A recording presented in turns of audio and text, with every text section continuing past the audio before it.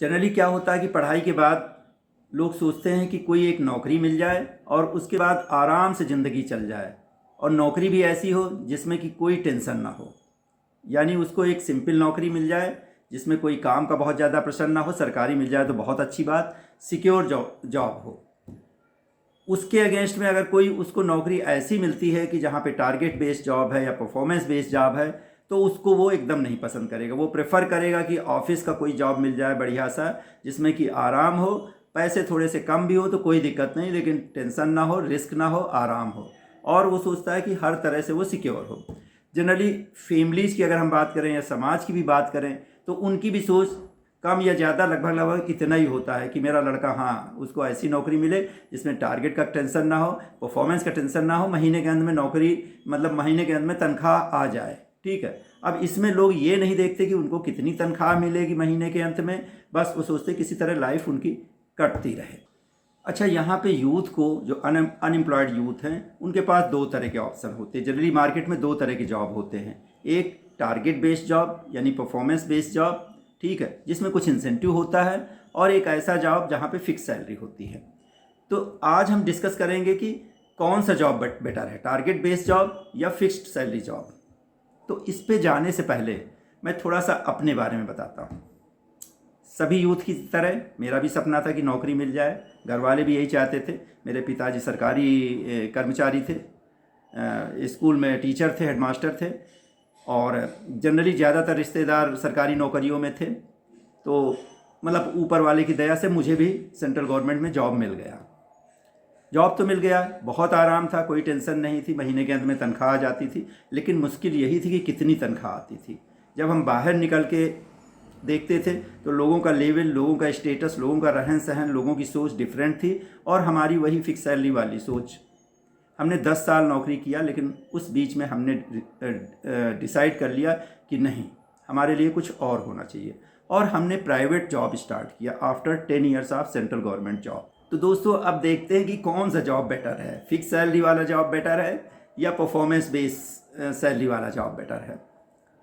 Generally क्या होता है, जब फिक्स सैलरी होती है, फॉर एग्जाम्पल आपकी फिक्स सैलरी का अमाउंट 12,000 रुपये है, तो आपकी सोच एकदम फिक्स हो गई, लिमिटेड हो गई कि आपको 12,000 में पूरी फैमिली चलानी है, घर के खर्चे चलाने, उसमें बच्चों की फ़ीस है, घर के घूमने फिरने का खर्चा है, खाना पीना है, दवाई दरमद है, हर चीज़ उसी 12,000 में। तो आप एक तरह से कैद हो गए, ब्लॉक हो गए, ट्रैप हो गए 12,000 के ब्रैकेट में। आपकी सोच वैसे ही रह गई, एक जो नॉर्मल एक कर्मचारी की, ऑफिस गोइंग कर्मचारी की सोच होती है, वैसे ही होती है।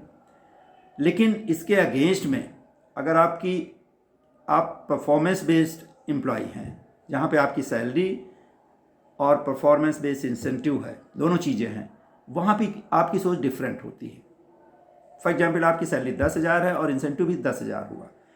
भले ही आप हर महीने 10,000 ना इंसेंटिव कमा पाएँ, लेकिन आपकी सोच जो रहेगी 10 + 10 यानी 20,000 की रहेगी। आप सोचोगे किसी भी तरह से कि मैं 20,000 कमाऊँ, और 20,000 के लेवल वाले आप प्लान करोगे।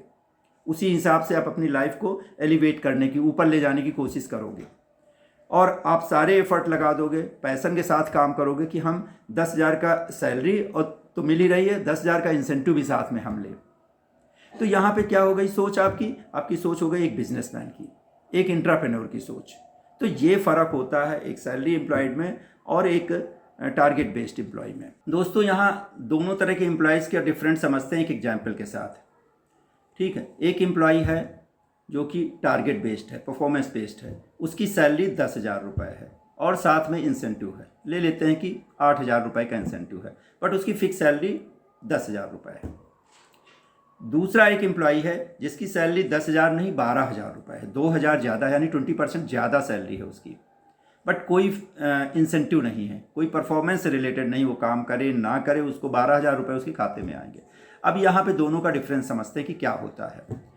जो सैलरी वाला है उसके तो फिक्स है 10,000 रुपये, 12,000 रुपये, उसको 12,000 रुपये पूरे आएंगे हर महीने में। और यहाँ पे हम कंपेरिजन ले लेते हैं 6 महीने का, अप्रैल से लेकर सितंबर तक का, जो फर्स्ट 6 मंथ होते हैं फिनेंशियल ईयर के, उसका हम कंपेरिजन ले रहे हैं। तो उसके 6 महीने में वार्षिक 72,000 रुपये आएंगे, और इस 12,000 ही बनता है।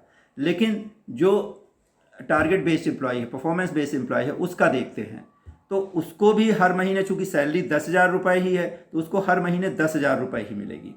ठीक है, तो 10,000 रुपये के 60,000 रुपये 6 महीने में मिल गए। अब इंसेंटिव पे आते हैं, तो यहाँ पे इंसेंटिव थोड़ी देर के लिए मान लेते हैं कि उसका इंसेंटिव, फुल इंसेंटिव 3 महीने बनता है, अप्रैल में, जून में और सितंबर में 8-8 हज़ार रुपये उसका इंसेंटिव बन गया। ठीक है, और बाकी 3 महीने यानी मई, जुलाई और अगस्त में परफॉर्मेंस बहुत अच्छी नहीं हुई। ठीक है, कुछ दिक्कतें थी, इस वजह से उसका इंसेंटिव सिर्फ आधा ही बना, 4-4 हज़ार रुपये बना। तो टोटल इंसेंटिव उसका मिल गया 36,000 रुपये। सैलरी प्लस इंसेंटिव मिला के 96,000 रुपये हुआ। 6 महीने से डिवाइड किया तो एवरेज उसकी आई सैलरी 16,000 रुपये। ठीक है, वहाँ कितनी सैलरी उसकी मिल रही है? 12,000 रुपये की। तो स्ट्रेट वे देखो 33% की हाइक है। तो दोस्तों, यहाँ पे मैं हाईली रिकमेंड करूँगा कि आप टारगेट बेस्ड जॉब को पकड़ें। अगर आपके पास चॉइस है सैलरी बेस्ड जॉब और टारगेट या परफॉर्मेंस बेस्ड जॉब, तो आप बिल्कुल टारगेट या परफॉर्मेंस बेस्ड जॉब को पकड़ें। क्योंकि आप मेरी बात समझिए, आप सैलरी बेस्ड जॉब से घर तो चला सकते हैं, लेकिन घर बना नहीं सकते हैं। घर बनाने के लिए काफ़ी पैसे चाहिए होती है। घर बनाने का मतलब आप स्ट्रेट वे आप समझ लीजिए, मैं कंस्ट्रक्शन की ही बात कर रहा हूँ। परफॉर्मेंस बेस्ड जॉब को एज ए अपॉर्चुनिटी आप लीजिए, उस पर आप काम करिए। जब आप परफॉर्मेंस बेस्ड जॉब में काम करेंगे तो आपकी परफॉर्मेंस धीरे धीरे इम्प्रूव होगी, क्योंकि उस परफॉर्मेंस इम्प्रूव करने के प्रोसेस में आप नई नई स्किल्स लर्न करेंगे, आपकी प्रैक्टिस होगी, आप शार्पन करोगे अपने आप को, तो धीरे धीरे आपकी जो कॉम्पिटेंसी है वो बढ़ेगी। कॉम्पिटेंसी बढ़ेगी तो वर्क इफ़िशिएंसी बढ़ेगी, वर्क इफ़िशिएंसी बढ़ेगी तो ऑटोमेटिक आपका इंसेंटिव बढ़ता जाएगा। यहाँ पे मैं गीता का एक कोट जरूर यहाँ पे प्रस्तुत करूँगा कि कर्मण्येव अधिकारस्ते मा फलेषु कदाचन। आप अपने कर्म पे, अपने काम पे 100% दो, 100% अपना आप दीजिए। अगर आप 100% देते हैं तो आपकी वर्क इफ़िशिएंसी बढ़ेगी, आपकी पॉपुलैरिटी बढ़ेगी, वर्क प्लेस पे आपकी इज्जत बढ़ेगी, रेस्पेक्ट बढ़ेगी, लोग आपको लाइक करेंगे, आपका एम्प्लॉयर आपको पसंद करेगा, आपको तरह तरह के नए नए प्रोजेक्ट देगा, चैलेंजिंग जॉब देगा। इस तरह में आपकी जो पूरी कंपनी में, ऑर्गेनाइजेशन में आप एक हीरो की तरह उभर के आएंगे। और दोस्तों, अगर आपकी पॉपुलैरिटी बढ़ रही है, आपकी कलीग्स के बीच में रेस्पेक्ट बढ़ रही है, आपकी एम्प्लॉयर की नज़र में इमेज अगर बढ़ रही है, तो ये छोटी मोटी चीज़ें नहीं हैं। इनफैक्ट ये इंसेंटिव और मनी से बड़ी चीज़ें हैं। अगर आपने ये चीज़ें गेन कर लिया तो इंसेंटिव या अर्निंग या मनी एक उसका बाई प्रोडक्ट है, वो अपने आप ही आएगा। सो थैंक यू दोस्तों।